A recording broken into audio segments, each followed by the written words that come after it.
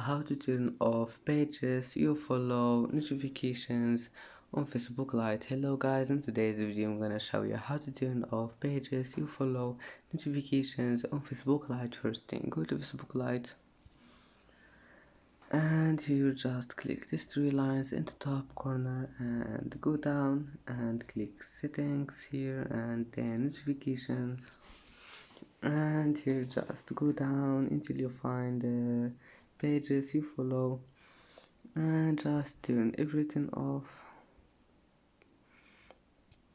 And now go back and it will be saved. And that's it for today's video. If you like this video, please don't forget to like and don't forget to subscribe, and thank you for watching this video until the end, and now see you in the next video.